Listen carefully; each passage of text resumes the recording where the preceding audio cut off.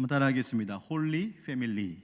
홀리 패밀리. 네, 거룩한 가족이라고 하는 뜻입니다. 먼저 우리 올해의 표어 말씀 우리 함께 같이 암송하고 외치고 말씀 나누겠습니다. 여러분 기억하시죠? 자, 첫째는 이것이니 이스라엘아 들으라, 주 곧 우리 하나님은 유일한 주시라. 내 마음을 다하고 목숨을 다하고 뜻을 다하고 힘을 다하여 너의 하나님을 사랑하라 하신 것이요. 둘째도 이것이니 내 이웃을 내 자신과 같이 사랑하라 하신 것이라. 이보다 더 큰 계명이 없느니라. 아멘. 하나님 사랑을 이웃 사랑으로. 아멘. 그렇게 살길 축복합니다. 나실제 괴로움 다 잊으시고 어버이 주일입니다. 어버이 주일이 되면 늘 부모 공경에 대한 설교를 해왔습니다. 그리스도인에게 부모 공경이란 일반적 윤리를 뛰어넘어 하나님께서 명령하신 마땅한 도리이며 계명입니다. 신명기 5장 16절에서 하나님 모세를 통하여서도 그 십계명의 말씀을 다시 확인시켜 주시기를 너는 내 하나님 여호와께서 명령한 대로 네 부모를 공경하라. 그리하면 내 하나님 여호와가 네게 준 땅에서 네 생명이 길고 복을 누리리라 말씀하셨습니다. 예수님께서도 기억하셨습니다. 하나님이 이르셨으되 네 부모를 공경하라 하시고 또 아버지나 어머니를 비방하는 자는 반드시 죽임을 당하리라 하셨거늘 예수님께서도 부모 공경을 중요한 그리스도인의 덕으로 보셨습니다. 지난달 가슴 아픈 일이 있었습니다.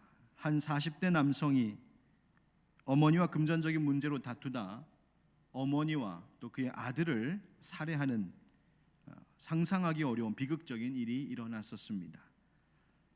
폭행으로 노모를 숨지게 한 아들도 있었고 취중에 아버지를 때려 숨지게 한 딸이 법의 심판을 받게 되었다는 아주 최근의 기사도 있었습니다.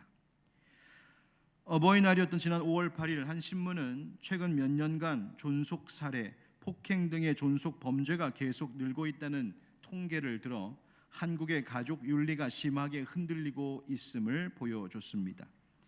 이런 비극의 이유에 대해서 말하기를 가족 중심이던 한국이 최근 가족 간 소통과 또 서로를 존중하는 문화가 사라지고 인간의 존엄성, 생명 존중과 사회의 기본적인 도덕 윤리가 약화된 탓이라고 했습니다. 이와 같은 폐륜적 사건들까지 다 언급하지 않더라도 우리는 우리 사회의 부모 공경에 대한 의식과 태도가 현재 어떠한가를 돌아볼 필요가 있으리라 생각됩니다.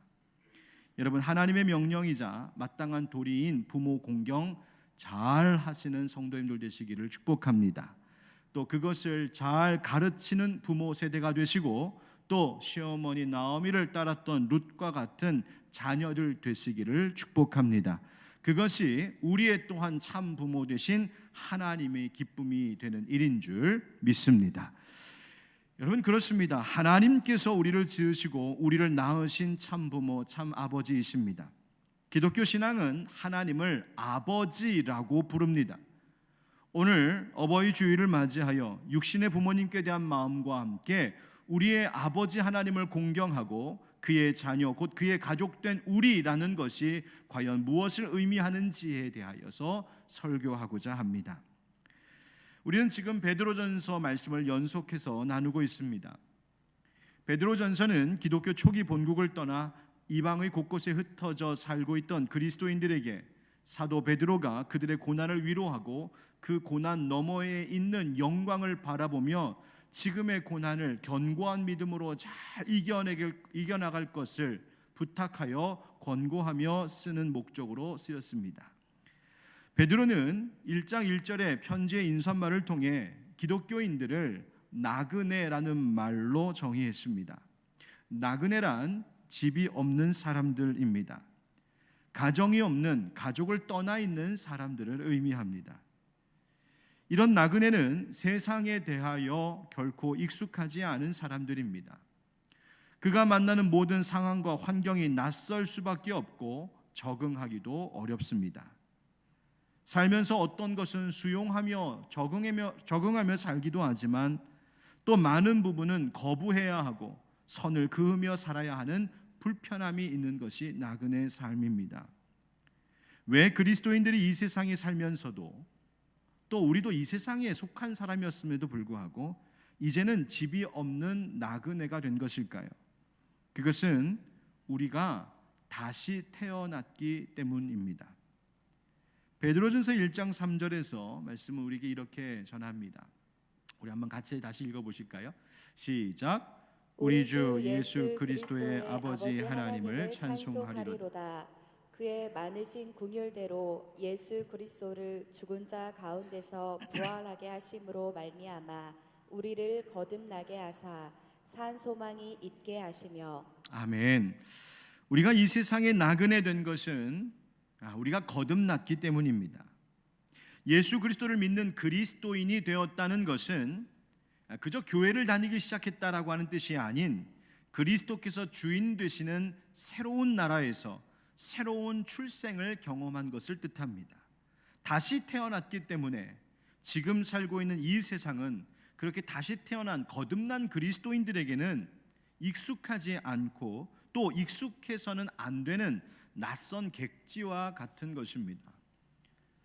그것은 마치 우리가 전혀 다른 문화의 해외에 나갔을 때 갖는 경험과 유사하다 생각할 수 있겠습니다. 잠시 여행으로 간 것이야 그나마 괜찮겠지만 다른 나라에서 전혀 다른 문화와 사회 속에서 살기 위해 머무는 일은 보통 어려운 일이 아닙니다. 이번에 코로나 사태가 터졌을 때 유럽에 있는 우리 국민들이 거의 인종차별로 볼 수 있는 어려운 일을 당하는 것을 뉴스를 통하여서 보았는데, 그렇게 내가 본래 속해 있는 사회가 아닌 다른 사회에서 객지에서 산다는 것은 큰 어려움을 뜻합니다. 나그네 같은 그리스도인이 이 세상에서 산다는 것은 그런 것이고 그래야 합니다. 우리는 이 세상에서 절대로 주류에 속하는 사람들이 아닙니다. 우리는 늘 소외당하고 심지어 핍박당하는 일을 달고 다녀야 하는 사람들입니다. 그리스도인들에게 그 일은 절대 이상한 일이 아니라 오히려 세상 사람들이 우리 그리스도인을 잘 이해하고 받아주는 것이 오히려 더 이상한 일입니다. 우리가 세상이 전혀 어색하지 않고 세상 문화가 오히려 익숙하다면 그게 더 이상한 일입니다. 그렇게 익숙하지 않은, 그리고 익숙해서는 안 되는 이 세상에서 나그네로 사는 것이 바로 우리입니다. 그러니 힘들고 외로운 길입니다. 그러나 그렇게 흩어진 나그네로 살고 있는 우리들이 이 세상에서 힘을 얻어 살 수 있는 이유가 하나 있습니다. 왜일까? 바로 우리가 비록 나그네 인생이지만 그러나 우리가 결코 혼자는 아니기 때문입니다. 그리스도께서 우리 안에 계시고 우리가 그리스도 안에 거합니다. 그리고 그렇게 살아가야 하는 그리스도인들이 우리 주 예수 그리스도 안에서 함께 더불어 살아가고 있기 때문입니다. 바로 그것이 그리스도인에게, 나그네 된 그리스도인들에게 힘이고 위로가 되는 것이죠. 여러분, 저를 한번 따라 하십시오. 나그네 길 함께 하시는 예수님 때문에 행복합니다. 예수님 때문에 행복합니다. 나그네 길 함께 가는 옆 사람 보면서 당신 때문에 행복합니다. 당신 때문에 행복합니다. 여러분, 그렇습니까? 아멘. 그렇게 우리는 이 세상에서 나그네로 살고 그러나 함께 나그네들의 공동체로 살아갑니다. 그것을 오늘 저는 홀리 패밀리, 거룩한 가족이라고 부르고 싶습니다. 여러분, 따라해 주실까요? 거룩한 가족. 스페인 바르셀로나에 가면 천재 건축가가 설계한 사그라다 파밀리아 성당이 있습니다. 보는 사진입니다. 자료를 보니까 저 가장 완성되었을 때, 저게 아직 다 미완된 건데요, 완성되었을 때 최고 높이가 100m에 다른다는 자료를 보았습니다. 설계한 가우디는 불행한 일로 죽었지만 이 성당은 지금까지 계속해서 건설 중에 있습니다. 건물의 모든 것이 다 예술품입니다. 막 저렇게 구멍이 벙벙벙벙 뚫리고 얼핏 보면 누더기같이 이렇게 쓱 보이는데 사실은 저게 다 하나하나가 지금 조각품이고 예술작품들입니다. 벽면과 구석구석마다 예수님의 이야기를 담아낸 조각작품들로 가득합니다. 이 성당은 착공된 지 130년이 넘었고 2026년에 완공을 말하고는 있지만 사실 앞으로 언제 완공될지 아무도 모를 만큼 크고 엄청난 걸작입니다. 이 사그리다 파밀리아 처치, 여기서 사그리다라는 말은 스페인어 신성한, 거룩한이라고 하는 말이요, 파밀리아는 패밀리, 가족이라는 말입니다. 즉 성가족, 거룩한 가족, 홀리 패밀리라는 뜻입니다. 일반적으로 홀리 패밀리라고 말할 때 그 말이 가리키는 한 가정이 있습니다. 그 가정은 바로 예수님의 가정입니다. 그래서 사람들은 성자 예수님 그리고 요셉과 마리아를 가리켜 홀리 패밀리, 성가족이라고 불러왔습니다. 하지만 성경이 말하는 홀리 패밀리, 거룩한 가족은 저와 같이 그림이나 조각상에 갇혀있는 제한된 세 사람만을 두고 말하지 않습니다. 거룩한 가족은 예수 그리스도로 말미암아 거듭난 새로운 경험을, 출생의 경험을 한 모든 구원받은 그리스도인들을 일컫는 것입니다.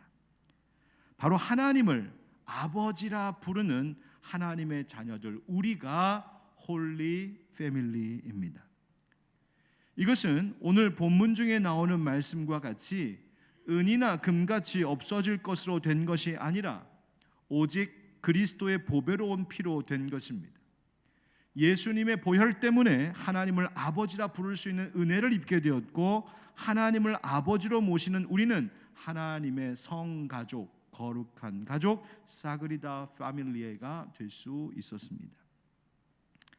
자, 그런데 이 거룩한 가족이 되었다는 것은 우리가 세상보다 훨씬 우월한 우월 집단이라는 뜻을 말하는 것이 아닙니다. 특별한 은혜가 있고 하나님의 자녀된 권세를 받은 것은 분명하지만 그것이 세상을 사는 동안 어떤 특권 의식을 갖게 하는 것은 아닙니다. 만약 우리가 내가 하나님의 가족, 거룩한 가족이 되었다는 것을 그런 식으로 이해한다면 우리는 세상에서 늘 실망할 수밖에 없습니다. 왜냐하면 앞서도 말씀드린 것처럼 세상은 우리를 받아들일 수 없고 인정할 수 없기 때문입니다. 세상의 문화는 우리와 많이 다를 뿐더러 우리를 수용하지 못합니다. 마치 초대교회의 그리스도인들과 같이 세상에게는 그리스도인들이 너무나 이해하기 어려운 대상들입니다. 우리가 세상 속에서 우리 스스로에 대하여 특권 의식을 갖고 우월 의식을 갖고 산다면 과거 왜곡된 선민 의식을 가졌던 유대인들의 태도와 다를 바가 없습니다. 그들은 자신들이 하나님의 택함 받은 백성이라고 하는 사실을 인간적 자랑거리로 삼았습니다. 여러분, 우리가 홀리 패밀리가 될 수 있었던 것은 우리 스스로 이뤄낸 일이 아니라 앞서도 말씀드린 것처럼 오직 예수 그리스도의 보배로운 피를 통한 하나님의 은혜 때문인 줄 믿습니다. 그렇다면 하나님의 거룩한 가족으로 산다는 것은 뭘까? 어떤 의미일까? 오늘 본문 함께 봉독하였던 본문 말씀의 13절을 보면 그러므로라고 하는 말로 시작됩니다. 이 그러므로라고 하는 말이 이 베드로전서에서는 굉장히 중요한데요. 그러므로라고 하는 말은 앞의 원인과 뒤의 결과의 내용을 이어주는 접속사이죠. 그럼 앞에서 성경은 뭘 말하고 있었을까? 바로 그리스도를 통한 구원의 은혜를 말하고 있었습니다.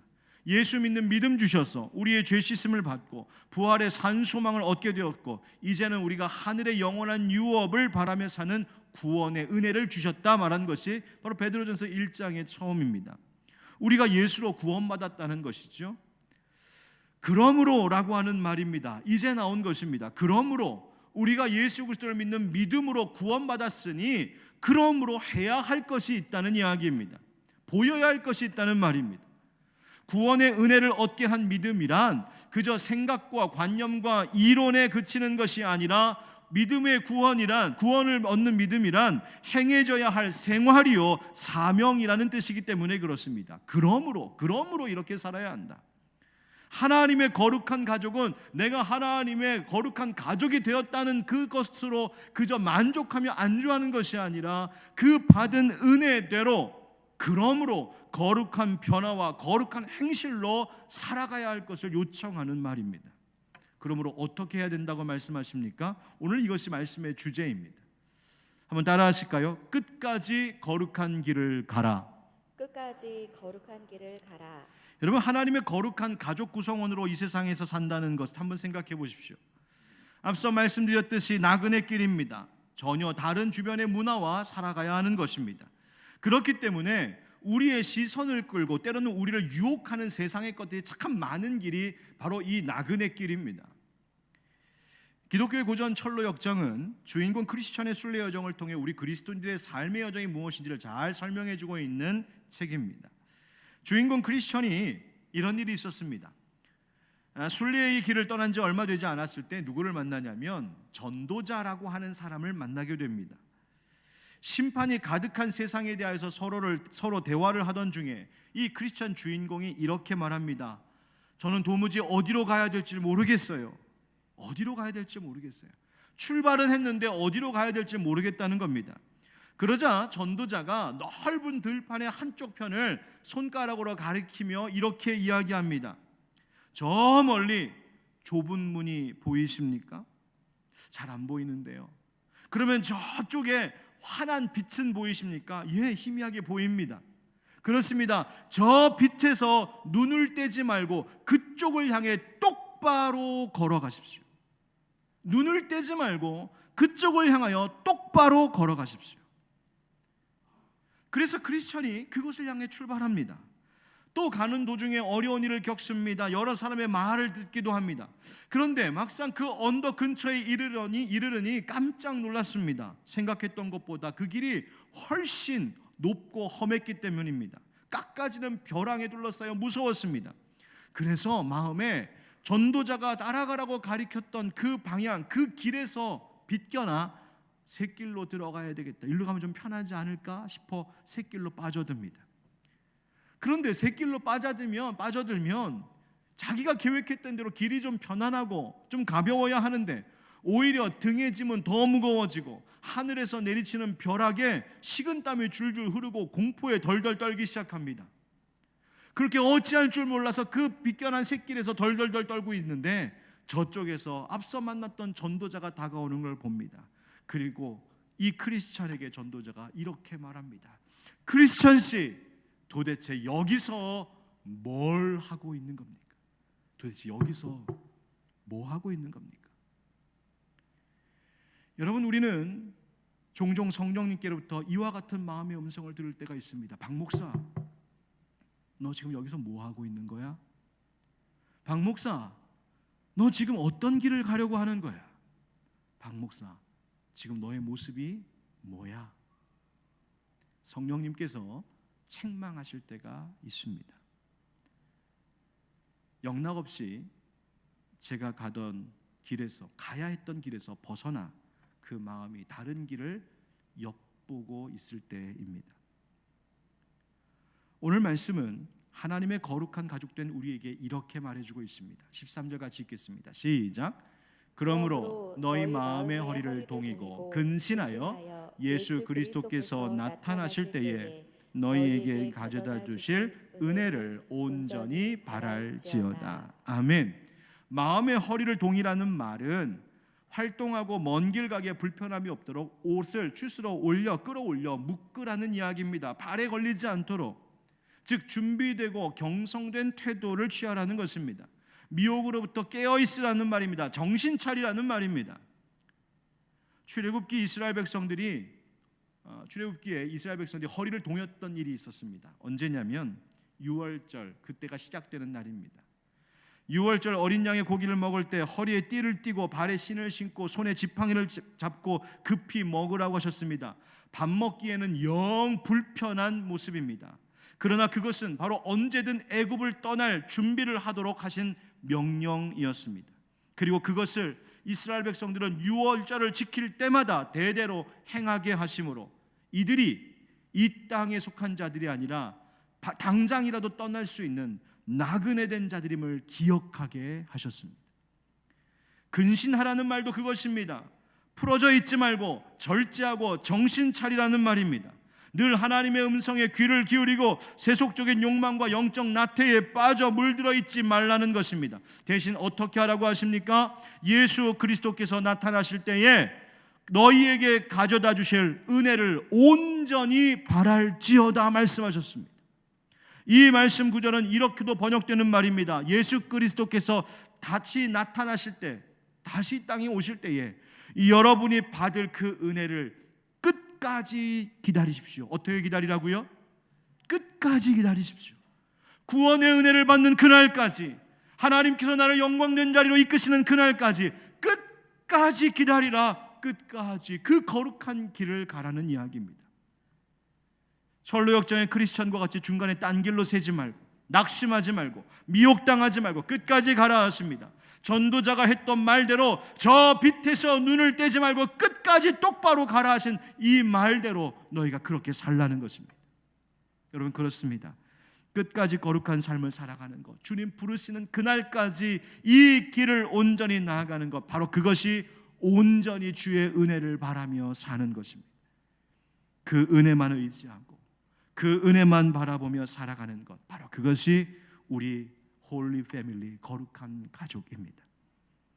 우리의 나그네 길은 목적 없는 방랑도 아니고 세상 즐거움 기웃거리는 유랑도 아닙니다. 우리의 나그네 길은 확실한 목적지가 있는 길입니다. 하나님 나라, 바로 거기에 가는 겁니다.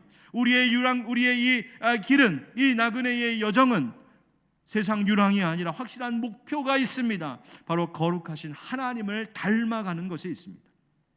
이 길을 함께 가는 사랑하는 형제자매 여러분, 지금 이 길 가다가 혹시 낙심하여서 잠시 멈춰서 계신 분 계십니까? 지금 잠시 다른 길로 접어들었다가 오히려 더한 어려움 당하고 계신 분은 계시지 않습니까?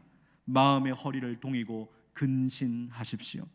마음을 다시 굳게 잡고 정신을 차리고 거룩한 가족 홀리 패밀리가 가야 하는 길을 우리 함께 같이 걸어가십시다.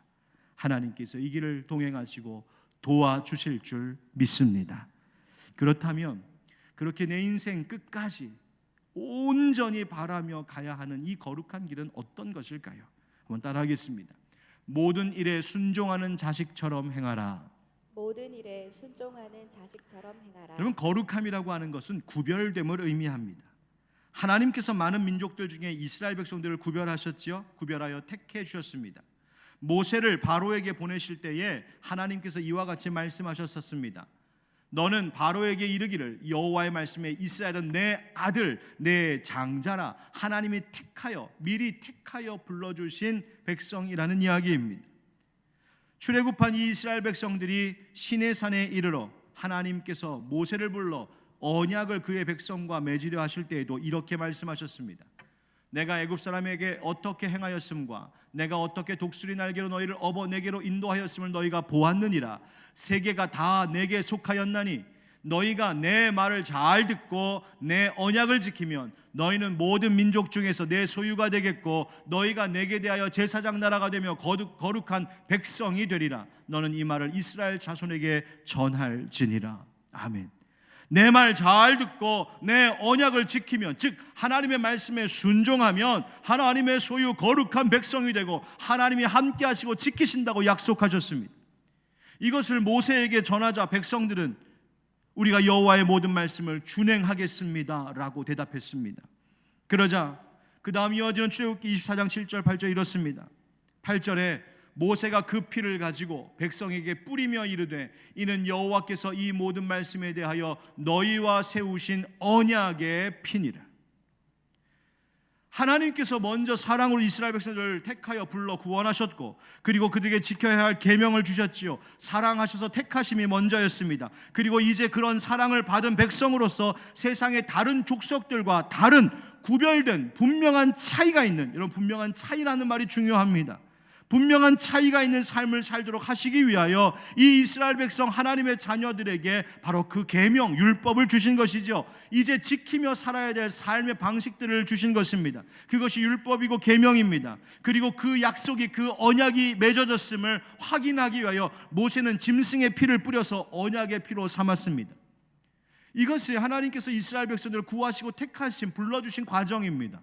이 모든 것을 베드로전서 1장 2절은 우리에게 이렇게 말하고 있습니다. 베드로전서 1장 2절 다 같이 시작. 곧 하나님 아버지의 미리 아심을 따라 성령이 거룩하게 하심으로 순종함과 예수 그리스도의 핏부림을 얻기 위하여 택하심을 받은 자들에게 편지하노니. 아멘. 미리 아시고 택하시고 성령이 거룩하게 하시고 언약을 주어 순종하게 하시고 예수 그리스도 언약의 피를 뿌려 확인시켜 주셨다. 그런 우리들이기 때문에 하나님의 홀리 패밀리, 거룩한 가족들은 바로 구별된 삶을 살게 하시는 것입니다. 오늘 본문 말씀 중 14절부터 16절에 이렇게 되어 있습니다. 너희가 순종하는 자식처럼 전에 알지 못할 때에 따르던 너희 사욕을 본받지 말고 오직 너희를 부르신 거룩한 이처럼 너희도 모든 행실에 거룩한 자가 되라. 어떤 행실에? 모든 행실에. 기록되었을 때 내가 거룩하니 너희도 거룩할지어다 하셨느니라. 아멘. 베드로는 레위기의 말씀을 인용하여 하나님의 거룩함을 담는 자들이 되어야 된다 말합니다. 이 거룩함이 바로 하나님의 가족이 세상과 구별되는 다른 모습이라는 것이죠. 또 이 거룩함 자체는 모든 행실에 대하여 그리해야 한다고 말하고 있습니다. 모든 행실. 여러분, 하나님은 구원하신 우리들을 통하여 하나님의 말씀을 따라 살아가는 새로운 공동체를 만들기를 원하십니다. 새로운 사회, 새로운 가족 구성하기를 원하십니다. 이 새로운 가족은 아브라함에게 주셨던 그 축복, 그리고 모세와 출애굽한 이스라엘 백성들에게 약속하셨던 바로 그 축복을 이어받을 사람들입니다. 그러려면 새로운 가족, 새로운 공동체인 우리가 그 거룩하신 하나님 아버지를 닮으라 하는 그 레위기의 말씀대로 그렇게 하나님의 거룩하심을 담고 하나님의 거룩하심을 드러내며 살아가야 됩니다. 하나님의 거룩한 가족은 구별된 백성입니다. 그리고 그 구별이라고 하는 것은 하나님의 명령에 대한 모든 일상에서의 순종을 뜻하는 것입니다. 이와 관련된 책을 읽었던 그 내용의 문장을 인용하자면 거룩한 가족이란 이런 사람들이라고 말할 수 있습니다. 제가 읽어보겠습니다. 거룩함에는 경계선이 없습니다. 거룩함은 우리의 친구관계, 결혼, 일, 여가, 재정 그리고 정치까지 규정합니다. 거룩함은 일요일 아침 교회 모임에서 행하는 일은 물론 월요일 아침 공장에서 행하는 일이기도 합니다. 거룩함은 어떤 교회 구성원인가만이 아니라 어떤 이웃인가에 관한 것이기도 합니다. 무슨 말입니까? 당신이 교회의 어떤 교인이냐만 중요한 것이 아니라 당신의 이웃집 사람이 당신을 어떤 사람으로 보고 있느냐가 중요하다는 것입니다. 거룩함은 성경책을 손에 들고 있을 때 당신은 누구인가가 아니라 운전대를 잡고 있을 때에 당신은 누구인가에 관한 것, 바로 그것이 거룩함이라고 말해주고 있습니다. 매일 함께 일하는 옆 책상의 직장 동료와 관련된 일이 거룩함입니다.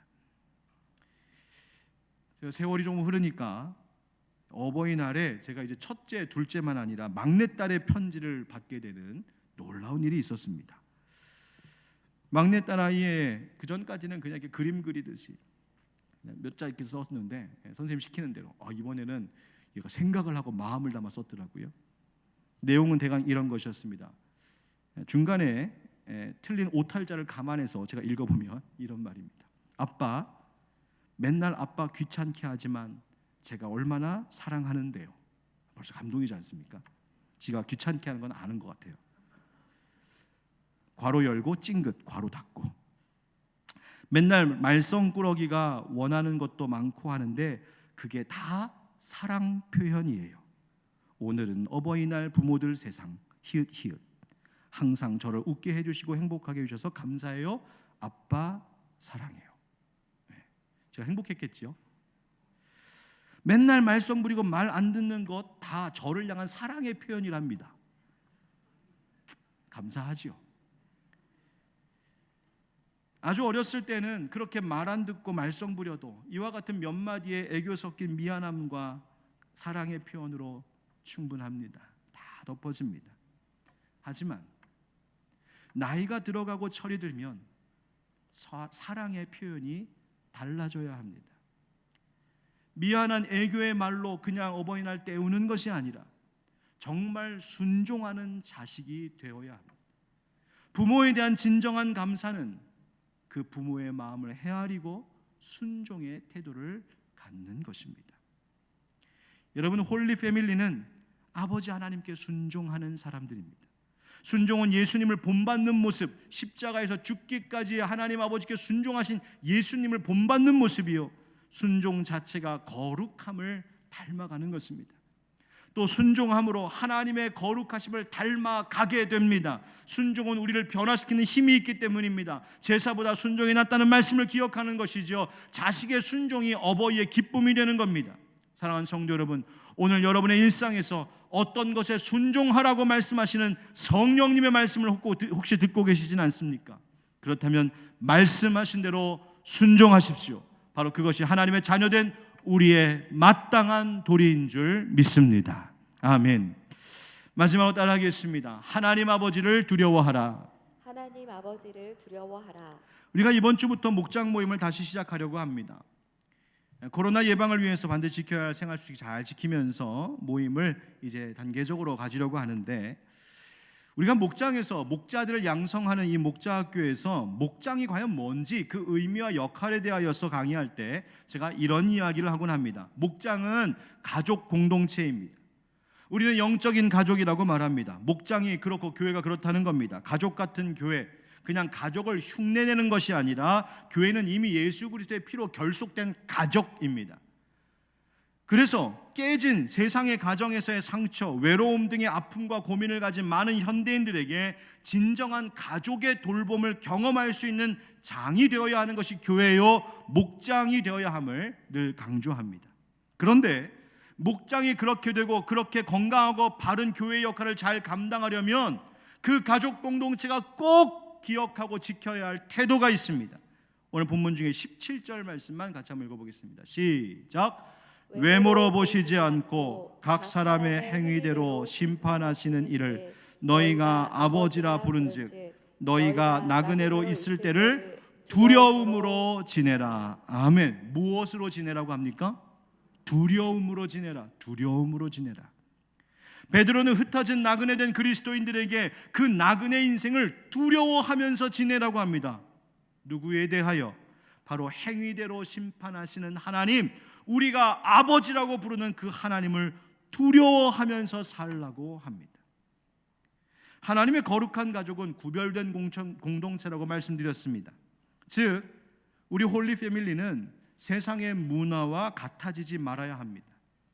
놀라운 것은 우리 믿는 사람들이, 성도들이, 교회가 세상과 비슷해지면 비슷해질수록 세상은 우리를 신뢰하지 않습니다.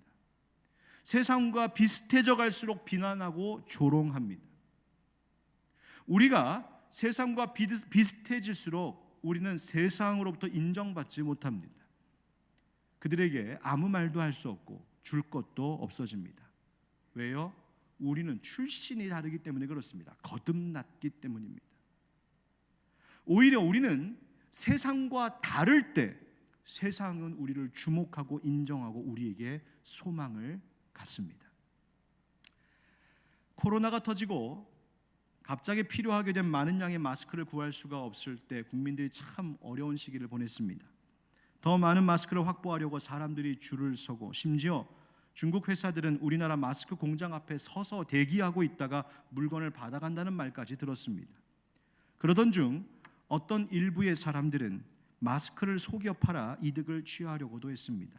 가짜 포장에 불법 수입, 기능 떨어지는 마스크를 속여 팔다가 검거되기도 했습니다. 세상이 그럴 때 세상과 같이 그 일을 하는 사람들이 있었습니다. 그런데 세상이 그렇게 혼란과 어려움 가운데 있을 때 세상과 다른 사람들도 있었습니다. 큰 어려움을 겪었던 대구의 어느 교회는 교회를 수제 마스크 만드는 작업장으로 내어주기도 했습니다. 또 어떤 교회는 전도용으로 남겨두었던 쌓아두었던 마스크를 지역 주민들에게 무상으로 나눠주기도 했습니다. 우리 교회도 마스크 11조 마스크를 기부받고 또 헌금으로 내어주셔서 지역 주민들에게, 우리 교회를 찾아오는 또 택배 기사님들에게 나눠드렸습니다. 여러분, 헌금하신 것 대화동 복지협의체를 통하여서 이 대화동 주민들에게 기부했습니다. 그랬더니 대화동 주민센터에서 저보러 와달랍니다. 왜요? 전달식 하면서 사진 찍자고. 신기했던 모양입니다. 여러분, 교회는 달라야 합니다. 여러분의 목장이 달라야 합니다. 그런데 그러려면 한 가지 중요한 태도를 우리는 견지해야 합니다. 바로 아버지 하나님을 두려워하는 것입니다. 이것은 공포심이 아니라 그분을 경외하는 것, 코람되어 하나님 앞에서 사는 의식을 이야기합니다. 그리스도인이 하나님을 두려워한다면 마스크로 다른 사람을 속여 불의한 이득을 취하지 않습니다. 오히려 나의 쓸 것을 나눠주는 것이 그리스도인입니다. 그리스도인이 하나님 아버지를 두려워한다면 코로나 때문에 일어난 여러 가지 불편한 것들에 대하여 불평하거나 원망하지 않고 사회와 국가를 원망하지 않습니다. 그들의 수고를 그저 기억하고 격려하고 그들을 위해 기도할 뿐입니다. 가정의 질서와 바른 교육을 위해서 부모의 권위가 회복되어야 하듯이 하나님의 자녀는 하나님 아버지를 두려워할 줄 알아야 합니다. 하나님을 경외함이 나그네로 사는 인생의 바른 태도이기 때문입니다. 여러분, 하나님은 친밀한 아버지이시자 심판의 권세를 가지신 분입니다. 그 하나님을 두려워할 때 우리는 거룩함으로 날마다 회복되어져 갈 것입니다. 말씀 마무리하겠습니다. 오늘 본문에 속하는 구절은 아니지만 베드로는 오늘 본문 말씀 다음으로 이와 같은 말씀을 전하고 있습니다. 우리 22절 같이 읽겠습니다. 시작. 너희가 진리를 순종함으로 너희 영혼을 깨끗하게 하여 거짓이 없이 형제를 사랑하기에 이르렀으니 마음으로 뜨겁게 서로 사랑하라. 아멘. 홀리 패밀리, 하나님의 거룩한 가족임을 확인하고 그 가족 공동체 안에 살아가고 그 거룩한 가족 공동체, 거룩한 가족의 길로 걸어가는 사람들은 바로 거기서 얻는 힘을 통하여 서로를 사랑하게 되는 것입니다. 하나님 아버지의 가족으로 그분의 품 안에서 살아갈 때에 우리는 사랑할 힘을 얻게 됩니다. 하나님 사랑을 이웃 사랑으로. 여러분, 끝까지 우리의 인생, 우리의 평생 흔들리지 말고 끝까지 거룩한 길 가는 우리 되길 축복합니다. 모든 일에 순종하는 자식처럼 행하십시오. 하나님 아버지 두려워하십시오. 그런 우리가 될 때 하나님의 거룩한 가족, 거룩한 자녀된 우리들, 부모 되신 하나님의 기쁨이 될 줄 믿습니다. 아멘. 예, 우리 함께 찬양하겠습니다. 우리 2주 동안 함께 배우며 함께 찬양했던 것인데요. 주만 의지해. 하나님의 거룩한 가족들은 주님만 의지합니다. 우리 주님만 의지해 함께 찬양하겠습니다.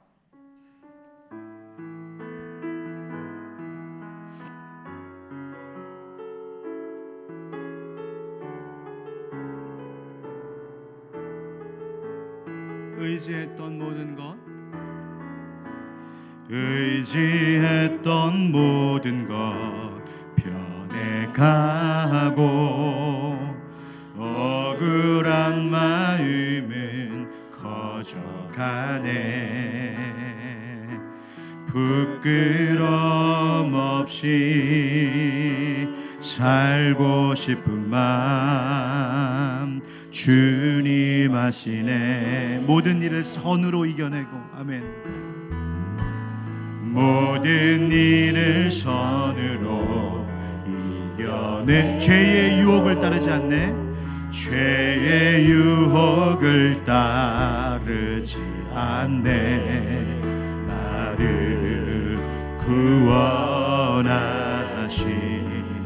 영원한 그 사랑, 그 신그네. 날 붙드시네. 날 붙드시네. 아멘.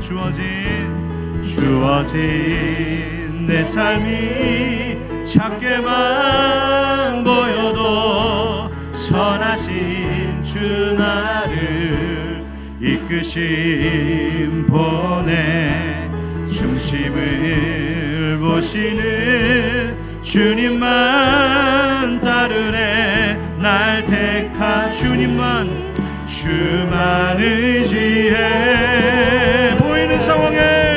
보이는 상황에 무너질지라도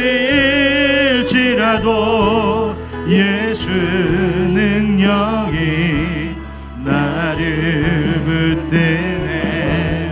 보이지 않아도 주님만 따르네. 내 평생 주님을 노래하리. 보이는 상황에 무너질지라도, 보이는 상황에 무너질지라도 예수 능력이 나를 붙드네. 보이지 않아도 주님만 따르네. 내 평생 주님을 노래하리라. 우리 함께 시간 기도하겠습니다. 여러분, 우리는 나그네들이요, 이 교회는 우리와 같은 나그네들이 함께 머무는 나그네 공동체입니다.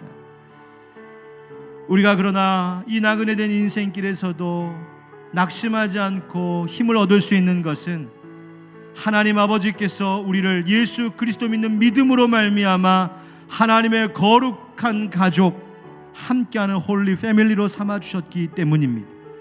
우리 끝까지 함께 이 길 가야 합니다. 가는 길에 유혹도 있고 지칠 때도 있지만 거룩한 길 온전히 바라며 가야 합니다. 순종하는 자식처럼 순종해야 하고 아버지 두려워해야 합니다.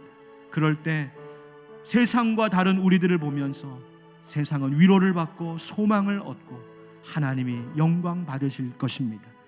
우리 이 시간 함께 기도합시다. 하나님, 우리가 이제 예배를 다 새롭게 회복하고 다시 정상적으로 모든 것을 이제 돌이키는 이 시점에 하나님, 우리 하늘빛 광성교회와 속한 모든 성도들이 하나님을 아버지로 모시는 거룩한 가족임을 다시 한번 깨닫게 하시고 그 길을 걷게 하여 주시옵소서. 우리 함께 시간 안전한 마음을 모아 함께 기도드리겠습니다. 오 사랑과 은혜가 풍성하신 하나님, 우리가 거룩한 길 가게 하여 주옵소서. 거룩한 길 가게 하시옵소서. 거룩한 길 가게 하시옵소서. 이 거룩한 길 끝까지 가게 하여 주옵소서. 하나님, 하나님, 거룩한 길 가게 하옵소서. 세상의 유혹과 헛된 것에 이끌어 빠지지 아니하고 하나님, 바른 길 가게 하여 주시옵소서. 오 주님, 주님 허락하소서. 주님의 거룩한 길 걸어갈 수 있도록 주옵소서.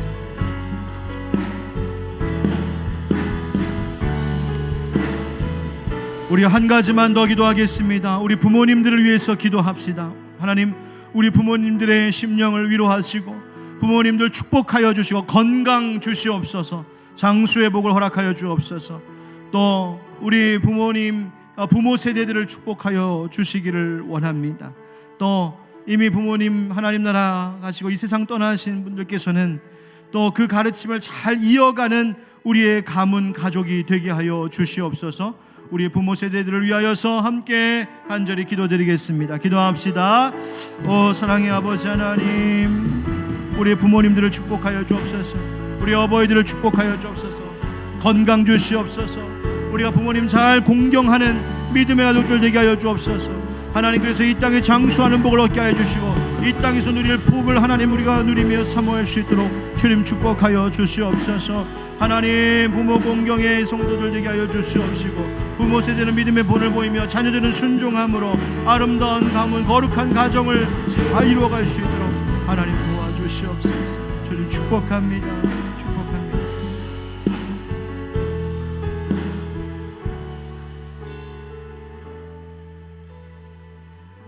사랑의 하나님, 우리의 아버지가 되어주시고 우리를 하나님의 자녀 삼아 주셨으니 그 거룩한 가족된 우리 끝까지 거룩한 길 가게 하여 주시옵소서. 하나님 아버지께 잘 순종하는 자식 되게 하시고 아버지를 공경할 줄 아는, 두려워할 줄 아는 우리들이 되게 하여 주옵소서. 하나님, 이 시대에 우리의 사랑하는 귀한 어버이들을 모두 축복하여 주시고 저들의 지금까지의 수고와 애쓰는 것들을 하나님께서 위로하시며 큰 상급으로 응답하여 주옵소서.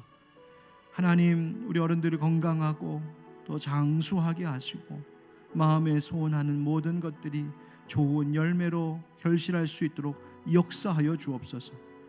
하나님, 우리는 부모님 잘 섬기는 자녀의 세대가 되게 하시고 또 부모된 자들은 믿음의 귀한 본을 보일 수 있는 이 땅에서도 거룩한 가족을 이루게 하여 주시옵소서. 예수님의 이름으로 축복하고 기도하옵나이다. 아멘. 지금은 우리 주 예수 그리스도의 은혜와 하나님 아버지 크신 사랑과 성령의 교통하심과 역사하심이 우리가 하나님의 자녀된 거룩한 가족임을 깨닫고 거룩한 길 가겠노라 결단하는 모든 주의 자녀들을 위해 또 사랑하는 이 땅의 모든 어버이들, 우리 교회의 어른들 건강과 심령과 가정 위에 이제부터 영원까지 함께 하시기를 간절히 축원하옵나이다. 아멘.